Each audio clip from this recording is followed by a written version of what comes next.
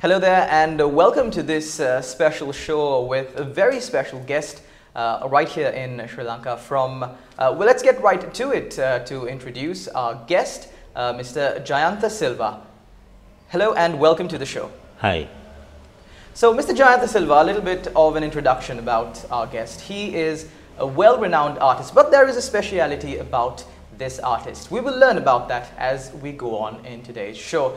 First things first, Mr. Jayantha, I'd like to ask you, how did this all begin? When did this all begin, more importantly? Well, probably, I can't remember. I mean, since I was a very young kid, it would have started because all I know is my Montessori report card says that I was excellent in art, but it's unfortunate that I don't draw on paper and I only draw on the walls and floors. So the excellent part came obviously because I would have been good. And even otherwise, there was a person who wrote about me, what you call something like astrology. Okay. When I was born, I was born on Vesak Poya Day. Okay.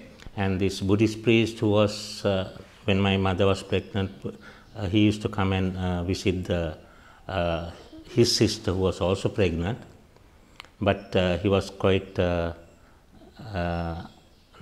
disappointed when his sister didn't give birth on the Vesak Poya Day, but my mother did. But then he came and spoke to my mother and said, do me a big favor, I wish if you can call your child Jayantha. So actually it was Buddha Jayanti Day. Okay. That's why the Jayantha part came. Okay. And my mother and I was both in the family, they were not so bothered about finding names. Okay. Yeah. And then he wrote a little book, and it says a lot of things, but main thing was that how did he know that I was going to be an artist? He mentioned that I'll be an artist one day in your life. Yeah. So this is a bit of a story written in the stars. Yeah, in the stars. Yeah, correct. So since then, since your childhood, you have been akin to art. You have been close to art. Yeah. But when did this really kickstart? When did people start actually seeing the artist within you? Well, I was always, I mean, in school, I went to St. Peter's College, Bambalapitiya, and I am well known as an artist. Even in school, everybody is called that the artist is coming or something like that. Well, I was always, from childhood, I was only drawing and, not that bothered about the rest of the studies and things like that. The rest of the curriculum at school. Yeah. And so, always, when I sit at a table, if I get a paper, and I'm drawing something. And even in school, at the class, very often I'll draw the faces of the teachers. And sometimes. And how accurate did they come out? Did they come out accurately? Very good, very good. Because now, for instance, now in these newspapers, and you get cartoons. Not cartoons, the children's drawings. Okay. Okay. Now, say between 8 and 12 years old, a child, and I'm not criticizing. I was far superior than that. Okay. I should have actually gone into art seriously at that time, because for instance, I did my first nude, right, at a time that nobody is able to see a picture of a nude. Okay. So it's through imagination. I used to just picture this part should be like this part should be like that. And when I was about 14 or 15 years old, I would have been able to see something in a picture or something like that. Unlike today, you can see pictures everywhere. Yeah. And I wasn't wrong. I call it I was a lot of eyeballing. Okay. And that was one of my the one of the main reasons for my talent was eyeballing, because I used to when you go on the road, I notice lots and lots of things, but other people notice.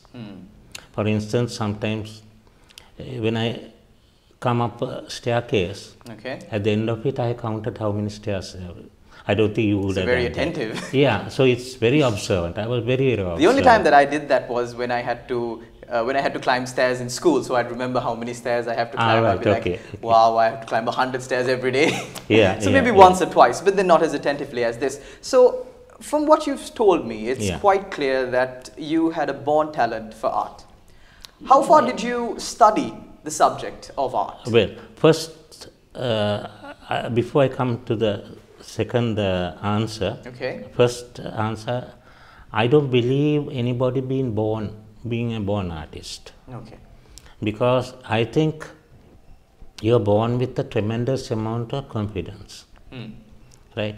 So you can be a born singer. I mean, if you have a terrible voice, you can't sing. You can't sing. Yeah, but art is something that I would like to tell the public also. It's nothing to do with you are born like that. It is just that you have a tremendous amount of confidence. Now, if you say that, if I ask you something and you will say, you might say later on even, that I can't draw you on a straight line. Yes. Right. Now, that is immediately you lost your confidence. So that's what I would like to say. And what's the second question? So I'd like to know exactly how much have you studied the subject of art? Well, nothing. Nothing? Nothing. So all of these pictures that we see behind are just you? Yeah. I haven't studied the subject. For instance, in school we had art classes. Did you follow the subject of art even in school? Unlike today's schools, they really teach art. But at that, when I was young, unfortunately, they never taught art. You know, now today they teach you how to do shading, how to do, they bring little wooden models and, you know, things like that. They go into theoretical aspects like the history of art and so on and so forth. Nothing. Nothing at the time, no? No, nothing. For that matter, I still don't know much of the history. Yeah. And it was, and there was an unfortunate thing, like, I don't know whether it's correct saying, but very often I was better than my teacher in school. So, and I was very naughty. That's an unusual place to be in. Sorry? I said that's an unusual position to be in. Yeah. And I used to always get 100 out of 100. And without doing anything. Without drawing. So I think it'll be safe to call you a child prodigy. Probably. I mean, everybody was asked to draw, a cricket match or a sea beach or something, but I don't. But I get my 100. What did you draw? I didn't do anything. Probably I draw something what I want. Or maybe I draw the teacher's face or something like that. So you've had a very interesting childhood, a very interesting relationship with the subject of art in your childhood. But when did it really kick off? When did you draw your first official drawing? Like this, I had drawn quite a lot of drawings, paintings and things like that. Unfortunately, I don't, while I was a child, unfortunately I don't have anything with me right now. But then when I left school, I thought the artists have no future. I thought artist becomes rich only after he or she is dead and gone. Right? When their paintings are being auctioned off. Exactly. Right. And what happened was, I thought of the second best thing. I went into commercial art. Right, that was in advertising. So then I was in advertising. I was doing everything, like, you know, client servicing, a little bit of commercial art, and, you know, debt collecting, and, you know, all those things in it. I wanted to go on that line. And eventually I started my own company in advertising. And at a time of official depression, or whether you call it that or not, I don't know. I thought I must try my hand on my childhood love. Okay. That's art. So I tried out, and I showed you the painting, no? Yes, yes. Yeah, that was a mother and child. I called it Rwanda, in poverty. And that was it. I mean, I was shocked that the artist in me has stuck on for such a 20 years. Has been dormant inside of you. Yeah, dormant inside me. And I started, then there was no stopping me. Mainly, it didn't stop me, not mainly because of the art part of it. It was like a meditation. I like. It is where you find peace. Find absolute peace. Okay. Like, a billionaire can't buy that. That satisfaction you get. So then every week I started doing some painting, and finally when I came to about 5th or 6th painting, a lot of my friends also encouraged me, and I went, I want to start have a exhibition. Okay. So then I went, I got the following year, I had, that was in 2003, was my first exhibition at the Lionel Event. Okay. And it was also very, very encouraging, because about 2/3 of my paintings went. Were sold off? Sold off. Okay. And out of those paintings, only 2 guys were known to me. Okay. So, I mean, you can say that my paintings, when my friends and relations, they bought it. You can't say that? No. So that encouraged me a lot. So then, no turning back, every year I had an exhibition.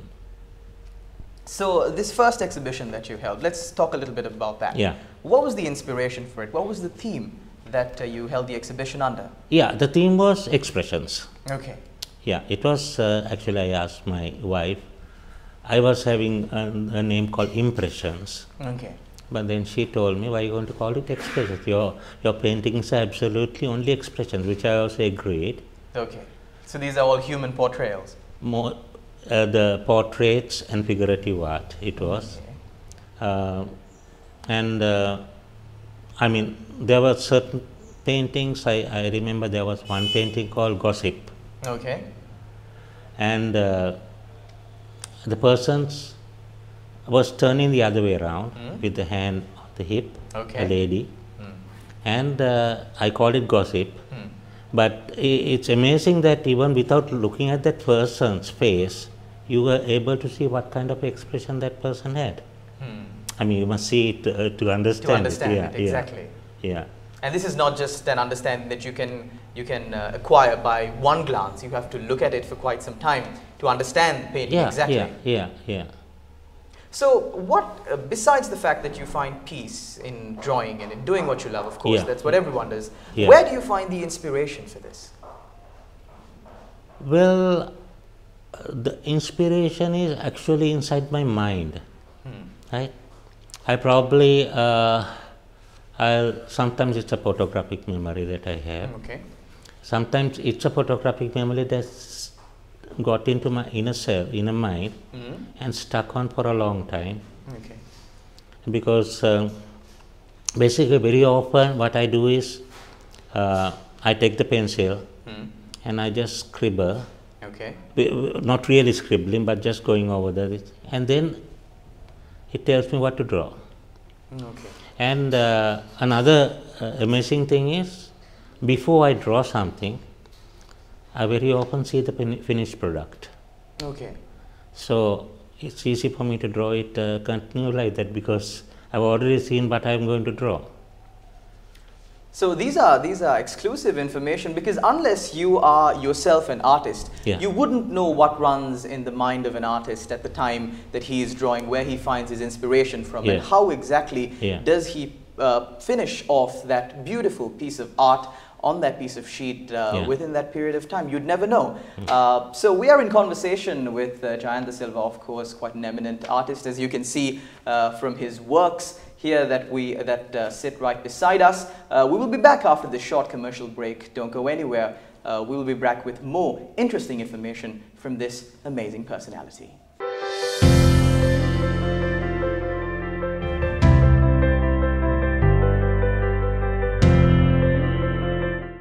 So welcome back to the show. Of course, if you joined us before, you would know that we are in conversation with a beautiful person, an artist of all people, Jayantha Silva. Let's get back right to the conversation. Mr. Jayantha, of course, it's a beautiful feeling when you have someone purchase your work of art, your hard work, your sweat and blood.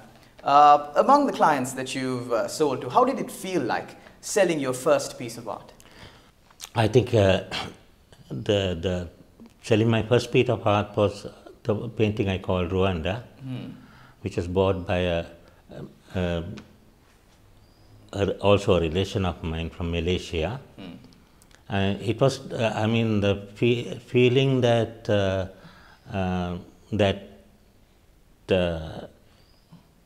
that my paintings can fetch money, right?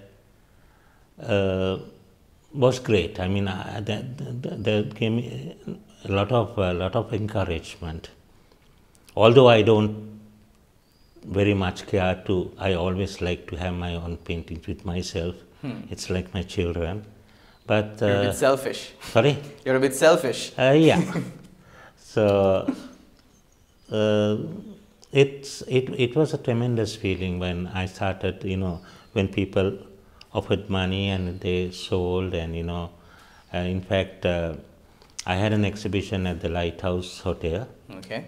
By invitation, and the Sri Lanka Tea Board chairman has seen my paintings there, and they contacted me and told me whether I would like to do a painting, a huge one that was about 6 meters by 3 meters, like.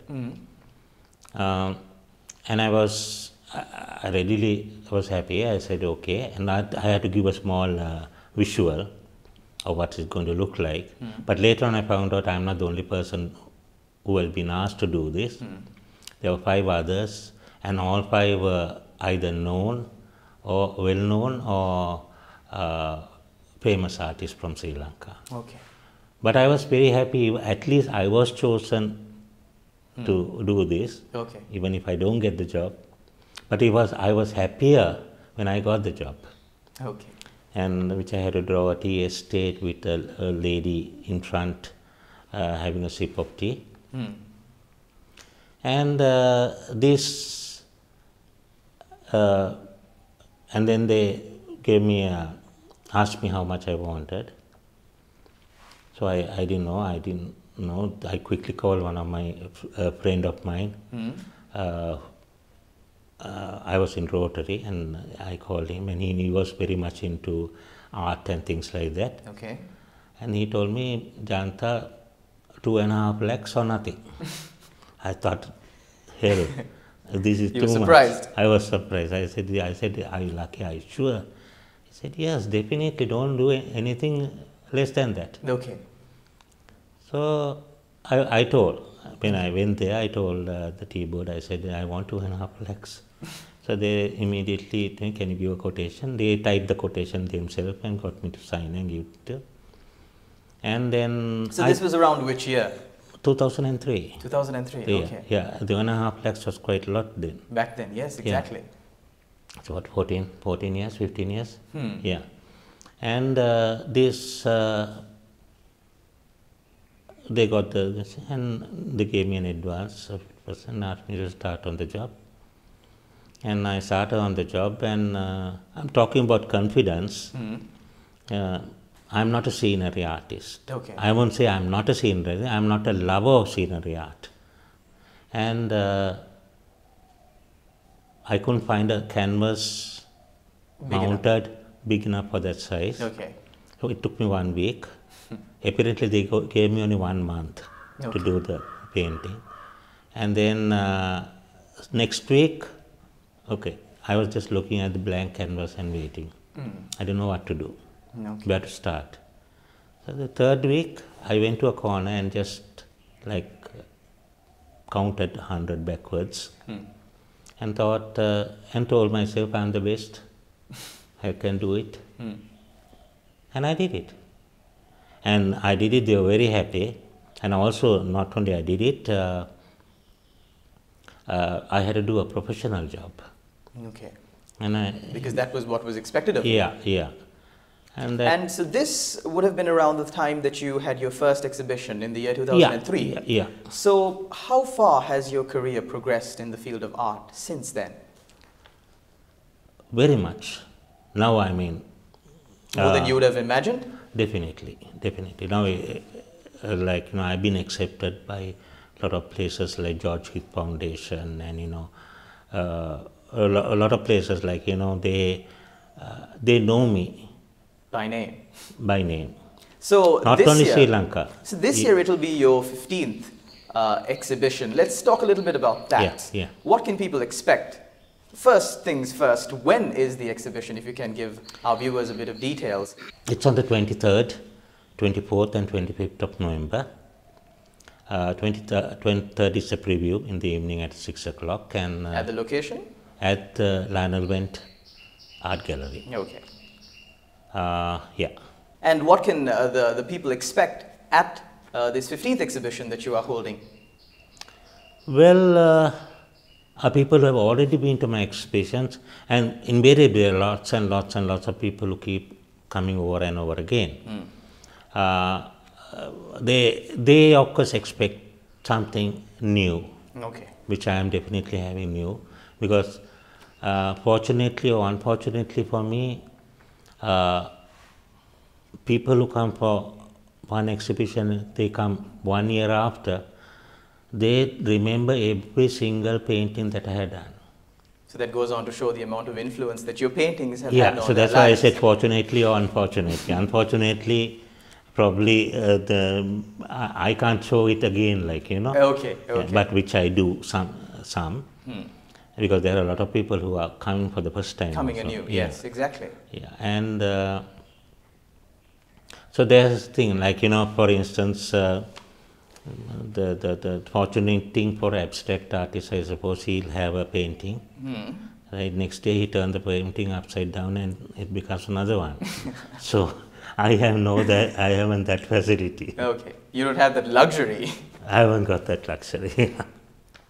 So what was your inspiration? What is the inspiration behind this 15th exhibition? Now, you've done this quite a lot in your life. Yeah. Can you pinpoint inspiration in the sense, well, I call my first exhibition Expressions.